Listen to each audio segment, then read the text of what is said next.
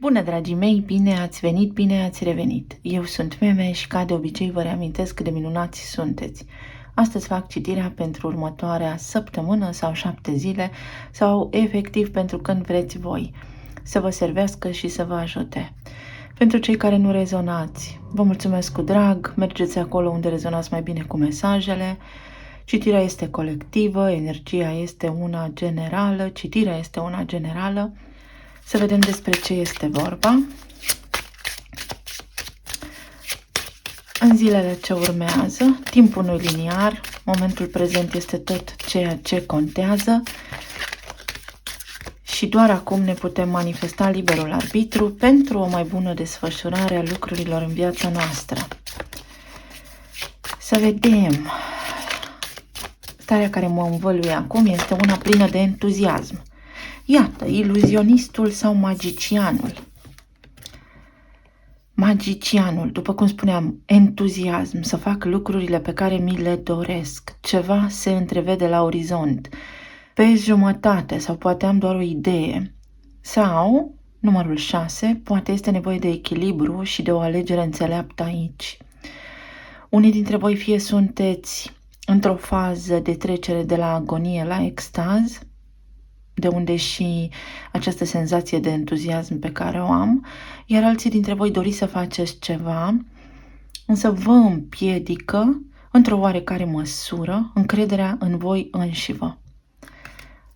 Energia zilei vă spune că puteți să vă deblocați. Aveți nevoie de încredere în voi înșivă, de plexul solar și de o mai bună legătură cu rutina, cu viața, cu natura. Straniu, dar așa este. Conducătorul sau împăratul sau împărăteasa. Aici am numărul 8, casa 8-a din astrologie, vorbește despre stat, taxe, impozite, pensie alimentară, intimitate, sexualitate la nivel foarte profund, mister ocult, banii partenerului meu, despre putere, manipulare, dominare. Poate unii dintre voi doriți să vă eliberați de ceva ce are legătură cu o restricție în viața voastră, cu ceva impus, cu o autoritate sau cu o autoritate căreia acum îi datorați ceva sau un anume lucru nu vă convine și doriți să faceți lumină în această privință. Pentru alții dintre voi doriți să vă eliberați de o relație abuzivă, psihologic și așa mai departe. Iar pentru alții dintre voi căutați un nivel de intimitate foarte profundă sau aveți legătură cu cineva la nivel de intimitate alături de care ați simțit profunzimea vieții. V-a transpus această conexiune dincolo de normal. Ați trecut așa în paranormal, în transformare profundă, în pasărea Phoenix, o regenerare avem aici. Vedeți că aveți ghizi. Casa 8 este lumea de dincolo, cineva din celălalt plan, din planul eteric vă privește, dar, conform științei, există un anume cercetător francez care a identificat cum că noi, aici, în forma fizică, avem o dublură cuantică în planul eteric, unde avem parte de tot ceea ce ne dorim. Drept urmare, noi, în forma noastră de lumină energetică, ne ajutăm pe noi din forma noastră terestră să manifestăm, pentru că în planul eteric toate posibilitățile sunt deja acolo, avem parte de tot ceea ce ne dorim, iar aici manifestăm în viața aceasta. De fapt, aici în viața aceasta învățăm să manifestăm, învățăm să ne aliniem la puterea noastră divină. Împărăteasa sau împăratul pot fi aici. Stăpân pe planul fizic, o decizie care acum îmi schimbă viața.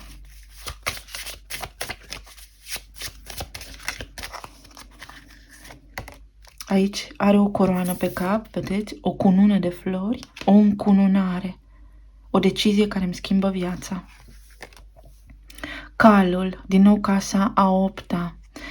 Pentru unii dintre voi cineva caută să vă cucerească sau unii dintre voi chiar vreți să luați o decizie care are legătură cu chestiunile casei a 8-a, cu transcendența, cu alchimia să transformați ceva ce nu mai funcționează în viața voastră pentru totdeauna, pentru că aveți puterea să o faceți. Vorbim aici despre o transformare profund psihologică, care este pe punctul de a se întâmpla atâta vreme cât voi deveniți conștienți de puterea voastră interioară și vă reamintiți cine sunteți.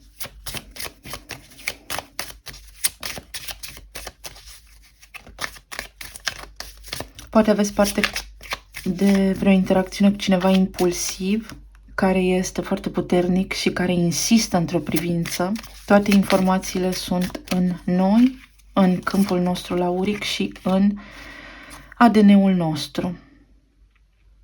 Iată, unii dintre voi aveți legătură cu niște taxe și impozite pe care le datorați sau cu chestiuni legale, chestiuni de viză, chestiuni de rezidență sau chestiuni de acte, banii partenerului. Poate traversați partaj acum, perioade în care vă separați, pentru că, de asemenea, Casa 8 vorbește despre relații cu parteneri contractuale pe care deja îi aveți și îi cunoașteți bine. Se împart niște bunuri aici, posibil. Casa, judecata, poate acum încheiați sau aveți nevoie să luați o hotărâre în legătură cu viața voastră, cu casa voastră, sau doriți să vă împăcați cu cineva care, să știți, pe unii dintre voi v-a trezit spiritual, poate este această persoană deja într-o altă relație la casa sa, poate s-a îndepărtat de voi sau poate pur și simplu faceți actele pentru a vă schimba domiciliul. Interesantă energia. Voi lua acest set care mi s-a lipit efectiv de mâini. Dacă tot avem această energie plutoniană, să vedem de ce. Pluto se va întoarce în 11 iunie în Capricorn, unde a intrat pentru prima dată în această perioadă contemporană nouă în 2008, ianuarie 2008, și ar fi bine să vedeți ce se întâmplă în viața voastră atunci, pentru că este vorba despre o ascensiune. Urcați, dar către ce? Relație, plan material și plan emoțional sau spiritual sau medical. Unii dintre voi aveți legătură cu o decizie acum despre ascensiunea voastră profesională sau despre stabilitatea voastră materială. Iar unii dintre voi ați intrat într-o relație atunci, care acum este sub lupă. Vreți să o faceți să funcționeze.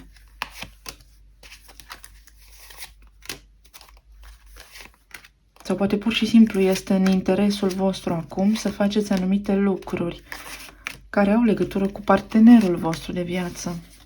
În relații. Avem pajul de spade, regele de cupe, asul de monede și 7 de spade. Unii dintre voi cu acești 7 de spade aici, să știți că vă afundați așa în fel și fel de gânduri, pentru că vă simțiți un pic pierduți și nu știți exact care este adevărul, care este direcția în care mergeți. Căutați niște răspunsuri profunde la niște chestiuni destul de existențiale care vă apasă în acest moment, pentru că sunteți în căutarea adevărului. Alții dintre voi vă simțiți într-o oarecare măsură sleiți de putere în așteptarea unei comunicări, în așteptarea unor vești de la acest partener care are o puternică importanță în viața voastră, care v-a trezit la puterea voastră ancestrală, v-a trezit spiritual, a produs o schimbare desăvârșită în viața voastră și care, să știți, că are sentimente pentru voi. Pentru unii dintre voi acest partener la un moment dat se poate să fi făcut o alegere semnificativ în viața sa și să fi mers pe alt drum și voi vă întrebați de ce, când eu știu ce știu. Iar pentru alții dintre voi ați făcut o alegere acum ceva timp care vă dă bătăi de cap acum și vreți să înțelegeți sensul, rostul și direcția. Tema adevărului este foarte puternică aici, prin acest paj de spade, vreți să materializați o comunicare, o iubire, o direcție. Fie ați cunoscut acum pe cineva și vă întrebați dacă este sincer sau dacă este ceea ce căutați, fie vă doriți pe cineva acum alături de care să petreceți până la adânci bătrâneți, cum spune vorba, fie sunteți pierduți în așteptarea acestui om pe care îl doriți, dar blocați în spațiu și în timp. 7 de spade spune și autosabotaj, trăiesc după propria mea convingere, după propria mea idee și m-am oprit în loc, zăbovind, pentru eternitate unii dintre voi. Să vedem despre ce este vorba, pentru că energia este una foarte profundă. Este o schemă a lucrurilor aici foarte profundă. Pajul de spade ce înseamnă? Niște gânduri. Cineva se gândește foarte tare la voi, dar are niște impedimente de natură legislativă. Foarte specific. De natură legislativă. Fie este căsătorit, fie implicat într-o altă relație care are o doză de mister, de secrete, atașată. Împărăteasa. Împăratul și împărăteasa sau împărăteasa pur și simplu spune totul este cu putință. Pentru pajul de spade și împărăteasa aici, traducerea este următoarea. Cineva se gândește foarte concret să vă contacteze. Sau voi vă gândiți să contactați această persoană. Sau voi vă doriți, practic, un nou început cu această persoană. 7 de spade. 10 de bâte. Dar această persoană este consumată de o alegere anterioară făcută. 7 de spade și 10 de bâte vorbesc despre cineva care își pune piedici singur. Sau despre cineva care știe că a greșit teribil de tare și prin prisma propriei sale convingeri gândește că nu are cale de întoarcere. Iar alții dintre voi sunteți la sfârșit de drum alături de un partener cu care nu mai doriți, posibil sau probabil, să înaintați în viață.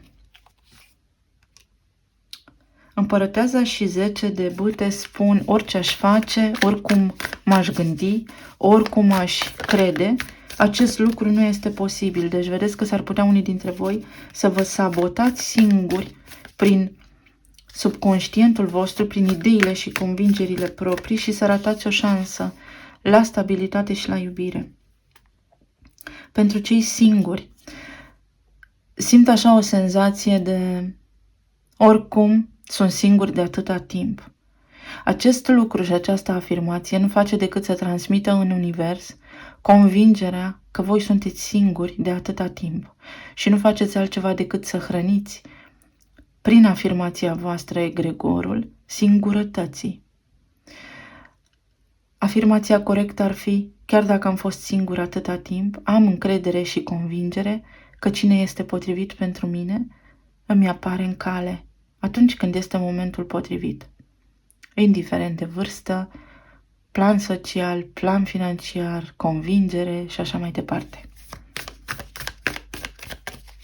Regele de cupe, are magicianul, dragii mei, cineva vă iubește pe unii dintre voi foarte tare, foarte tare. Pentru unii dintre voi cineva va da pe din afară, nu se mai poate abține. Ia uitați, îndrăgostiții, mi-a căzut din pachet. Cineva aici nu se mai poate abține, este mistuit sau mistuită această persoană de pasiune. A ajuns cuțitul la os, conform expresiei. Cineva vă simte foarte, foarte puternic dorul.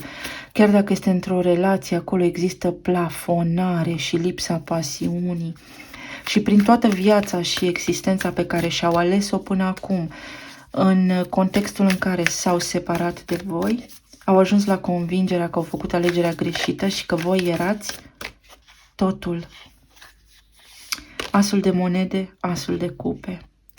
Cineva realizează că are sentimente foarte puternice pentru voi, pentru unii dintre voi, pentru cei care sunteți într-o căsnicie. Dacă lăsați la o parte neamul, ce spun unii, ce spun alții, sau credințele voastre de o viață de până acum, vă puteți renaște, resuscita relația, iar pentru cei singuri poate apărea alesul, dar aici va conta credința voastră. Lumea. Un nou început, care aduce după sine implicit un sfârșit anterior, organic, eliberarea de sub control. Unii dintre voi scăpați de niște datorii foarte vechi, alții dintre voi de cineva care v-a supărat tare, ca să zic așa, iar alții dintre voi acum vă eliberați de ceva. Poate ați învățat o lecție sau poate este timpul să învățați o lecție, să transcendeți așa puțin planul fizic și să căpătați o înțelegere mai înaltă, pentru că vă aflați aici în fața unei oportunități once in a lifetime, știți cum e? Prințul meu pe cal alb sau prințesa mea din castel. Foarte frumos. Și emoționant. 10 de bâte, vreau să văd ce face aici. 6 de spade, o soluție. Plecați la drum la vindecare. Scăpați de ceva. Vă eliberați de o povară puternică la nivel de relații. Chiar dacă sunteți singuri, chiar dacă sunteți în cuplu, apare o soluție pentru lucrurile pe care vi le doriți. Lumea.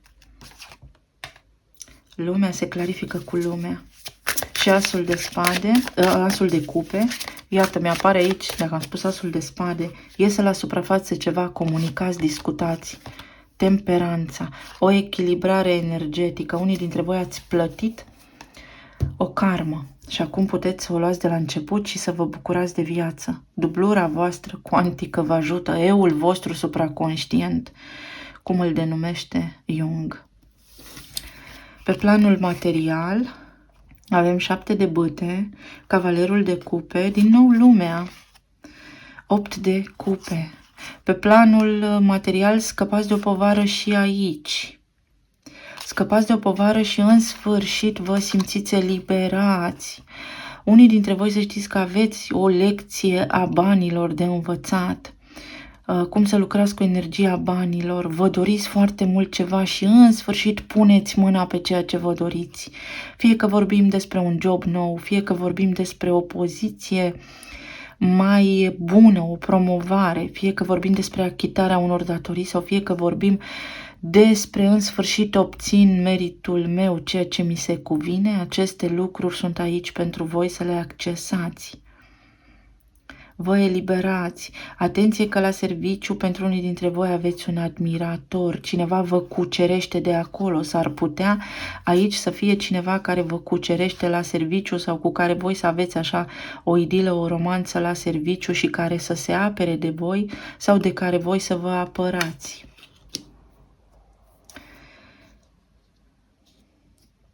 Pentru unii dintre voi priviți îndeaproape la serviciu de un șef, de o șefă și v-ați săturat de acest lucru și vreți să fiți lăsați în pace, să faceți ceea ce aveți de făcut, pentru că știți voi mai bine ce aveți de făcut. 3 de bâte, speranța și acțiunea, vedeți în sfârșit o cale să faceți lucrurile pe care vi le doriți, către o poziție mai bună, către achitarea unei datorii, către obținerea unui beneficiu material. Iată, achitarea unor datorii, eremitul, dar aveți nevoie de puțină organizare. A zburat, a făcut un salt aici cartea aceasta. Asul de cupe, din nou, obțin ceea ce îmi doresc. Mă simt împlinit pe plan financiar, mă simt împlinit în relații. Următoarea săptămână este una foarte benefică pentru toată lumea. Nu contează că vă alegeți interactiv, neinteractiv, credeți-mă. De fapt, nu mă credeți, cercetați voi. 6 de bâte, succes, obțineți ceva ce vă doriți sau în sfârșit respirați ușurați după o perioadă foarte lungă de timp. Și aici aveți din nou sprijin. Sprijin. Unii dintre voi finalizați un curs, alții dintre voi obțineți o diplomă, alții dintre voi primiți niște bani, puțin mulți, irelevant, de care aveți voi nevoie acum să faceți niște lucruri. Alții dintre voi vă relocați, primiți viza, faceți lumină la nivel de statut social, de acte, birocrație, aveți o reușită într-o instituție importantă. Pe plan medical, spiritual sau emoțional, 10 de spade, sfârșit de karmă, puterea, 7 de cupe și înaltul preot. Aici, la nivel spiritual, treceți prin confuzie pentru că nu știți De ce? De ce lucrurile merg într-o anumită direcție cumva impusă? Pentru că așa este construită lumea în care trăim și aici vă las pe voi să descoperiți ce am vrut să spun cu asta. Aveți puterea să vă conduceți singur viața după bunul plac, în norme sau sub conduită universală, sub legi universale. Nu fac rău nimănui, mă gândesc la binele meu suprem și la binele celorlalți cel mai înalt, pentru a nu crea cauză și efect, pentru a nu crea o karma. Foarte mulți dintre cei care trăiesc astăzi, să spunem așa, nu înțeleg ce înseamnă karma. Karma înseamnă, fac ceva. Intenția mea înainte de acțiunea aceasta este una pură. Dacă intenția mea a fost curată, eu nu voi avea parte de un efect negativ, ci îmi voi trăi viața în continuare ca și până acum. Dacă intenția mea din spate nu este una curată și am vrut să-ți fac rău, ca un efect de bumerang voi resimți pe propria mea piele consecințele faptelor mele. Nu se știe când. Unii manifestă foarte rapid, alții mai greu, durează, dar efectele vor fi resimțite. Dacă intenția omului de lângă voi este una pură, chiar dacă vouă nu vă place efectul, asta nu înseamnă că omul acela va avea ceva de suferit, pentru că nu îi știți cu adevărat intenția. Exact așa este și aici. Voi puteți să accesați ceea ce vă doriți în viața aceasta, dar trebuie să știți cine sunteți, pentru că nu știți cine sunteți. Știți doar ceea ce vi s-a transmis din tată în fiu. Asta la nivel spiritual. La nivel medical aveți aici puterea să depășiți o afecțiune care v-a dat foarte mari bătăi de cap, fie a fost ceva ereditar, fie ceva genetic, cum se spune, fie ceva de care a suferit și altcineva de la voi în familie, sau aveți niște dureri care nu știți de unde provin și în sfârșit ies la suprafață. Dacă ați merge la medic să stați de vorbă, ați descoperi cu adevărat cauza. Pentru alții dintre voi întoarceți capul, ascundeți niște dureri la nivel medical cu afirmația sunt puternic, lasă că pot, că duc în viața asta, îmi văd de viața mea, dar poate exista o consecință dacă omiteți să vă îngrijiți de sănătatea voastră. Aici văd gâtul, pentru unii dintre voi sistemul hormonal, tiroida, menopauza pentru femei, probleme cu oasele pentru bărbați, ritmul cardiac sau cu inima, dacă respirați greu sau vă știți cu provocări. Preveniți ca să nu reparați.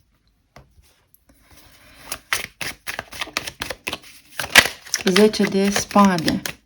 Ce-i cu această finalitate aici? Magicianul! Incredibil, ce citire! Magicianul! Dragii mei, puteți, aveți puterea absolută în lumea aceasta să faceți ceea ce vă doriți. Însă, după cum spuneam, grijă la karma.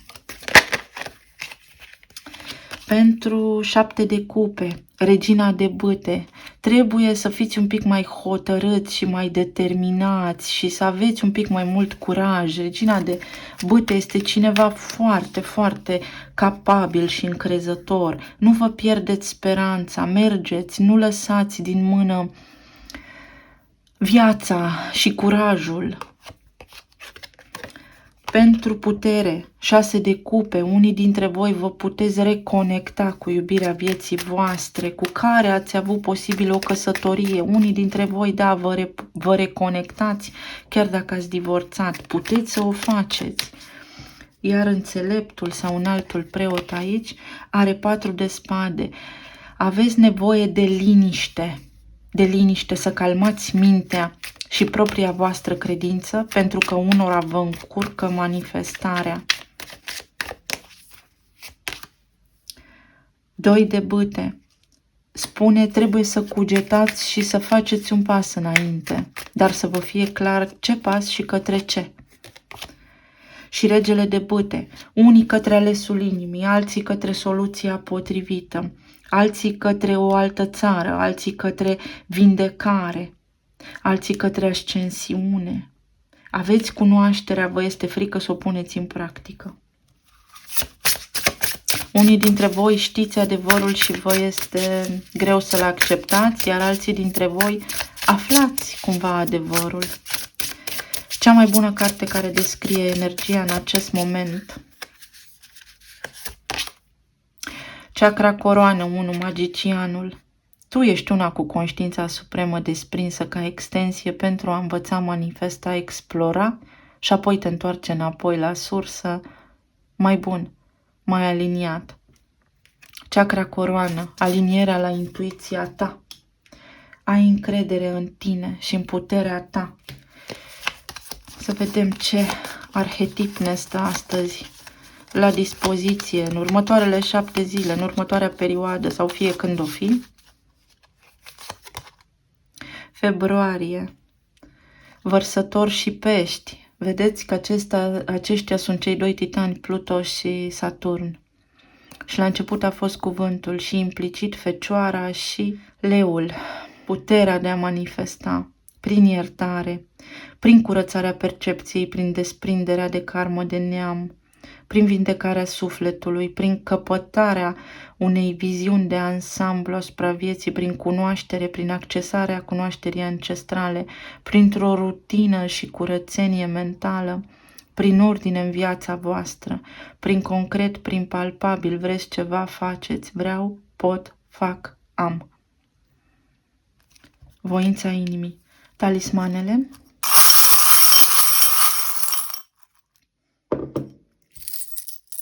Opt din nou. Casa 8 din astrologie, intimitatea, puterea, transformarea. 8-0. Puterea și nebunul sau justiția și nebunul, un nou început, iată împărăteasa aici. 80-08, luna a 8-a, leul sau fecioara. Și un berbec, un început, să știți că energia a început să se schimbe în anii 80. Asta pentru cunoscători. Când s-au încarnat multe suflete voluntare. 1 și 8. Luna. Nu mi este clar ce vreau și atunci este important să sparg tiparul. Și 13, moartea, transformarea. Avem liberul arbitru, avem 10, roata destinului, o schimbare care se poate produce acum din propria mea voință, prin mine, pentru că vreau, la nivel de relații de iubire și din nou tema gurii, a cuvântului. Și la început a fost cuvântul, rostiți cu înțelepciune ceea ce doriți, din liniște, 4 de spade. Pentru că puteți obține, se închid niște cicluri vechi aici. Steaua, direcția mea este aici. Văd lumina, văd drumul pe care pot merge. Saturn în Pești face ravagii pentru unii și aduce binecuvântări pentru alții. Credința mea este pusă la încercare în permanență, o transformare posibilă pentru urcarea în grație, pentru cristalinul din mine, pentru divinul din mine. Hrănim divinul și frecvența iubirii, iată, nu pe cea a fricii și a panicii. Vremuri bune se pot alinia, vă puteți alinia la frecvențe înalte, de stabilitate și de stare de bine. Vedeți că aveți pe cineva aproape din planul eteric care vă ghidează. Unii credeți în îngeri, alții în familie, alții în ghizi, în orice ar fi. Eu vă spun că sufletul vostru, într-o formă mai înaltă, rădăcinile, neamul vă ajută, invocați-vă neamul. Eu, X, Y, invoc puterea neamului meu care este deja aici în mine, prin ADN-ul meu. Toată cunoașterea este în mine. Cer claritate mentală, am claritate mentală să fac, să văd, să înțeleg ce pot acum. Unii aveți nevoie să vă curățați la nivel de toxine și am văzut vezica biliară sau bila. Iubirea este aici pentru voi. O piuliță, ceva ce se repară sau roata în care v-ați învârtit, acum puteți ieși din ea. Iubirea, o roză, cunoaștere veche. Giza, ia uitați, piramida. Cine a construit-o este întrebarea. Cine a construit-o? Inițialele GISA. O societate pe acțiuni. Dacă vorbim despre taxe și impozite, acum vedeți că puteți face pași înainte, vedeți niște soluții formidabile, găsiți niște soluții pentru bunăstare. Unii dintre voi citiți pe mediile de socializare ceva, atenție ce citiți, alții veți vedea ceva despre persoana voastră, care vă transmite subliminal ceva. Aveți un as în mânecă sau în gât, în cuvânt. Cuvântul vostru face viața. Gaz. Alții dintre voi, atenție la toxine sau atenție la aer sau poate aveți nevoie să vă reconectați cu natura. Vedeți că aerul acesta, cum să spun eu, nu mai este ca altă dată când doar cu energie ne hrăneam. Inteligența artificială. Poate lucrați în IT sau poate persoana la care vă gândiți voi lucrează în IT sau atenție la credințele voastre, scuturați-vă, reconectați-vă la voi. Aveți un as, aveți mai mulți. Spune, cineva vă spune ceva care vă transformă, vă ajută să schimbați viața în bine. Un săgetător avem aici. Puteți că eu, săgetătorul, eu cel care prin puterea arhetipului săgetător și prin puterea arhetipului lui Jupiter văd imaginea de ansamblu, sunt înțelept, văd lucrurile înțelept prin chakra coroană și manifest înțelept. Siguranță, puteți avea siguranță. Trebuie să rupeți un tipar dacă v-a fost afectată siguranța sau nu vă simțiți în siguranță. Din nou o stea, 3 stele, o familie în care trebuie să aveți încredere. Inițiala R, Ra, focul cosmic, Egiptul pentru unii dintre voi sau mitologia antică, Sei. Aveți niște descărcări, niște conștientizări foarte puternice, 6, prin care înțelegeți cine sunteți, ascensionați, 16, turnul. Eliminați niște credințe vechi, lăsați deoparte ce nu mai funcționează și mergeți înainte pentru că viața este în față. Aici mai avem un rac prezent, un rac care poate reveni sau iubirea care poate reveni. Faceți un salt cuantic. Atenție dacă săriți sau pe unde pășiți, atenție la lucrurile pe care vă așezați sau puneți piciorul. Sari India, călătorii inițiatice poate faceți. Sau porniți voi în căutarea sufletului, să vă înțelegeți. Rai, rază de soare, ești raza mea de siguranță, ești raza mea, ești lumina ochilor mei pentru unii. Cineva va face declarațiile acestea pentru că este chitit sau chitita să vă cucerească. Sau vedeți ceva. Priviți cerul. E un punct bun de a începe, de început. Și cam atât, dragii mei, pentru moment. Eu vă îmbrățișez cu drag, să fiți bine, să fiți sănătoși, să aveți parte de lucruri bune și să ne reauzim cu bine și data viitoare. Pa, pa!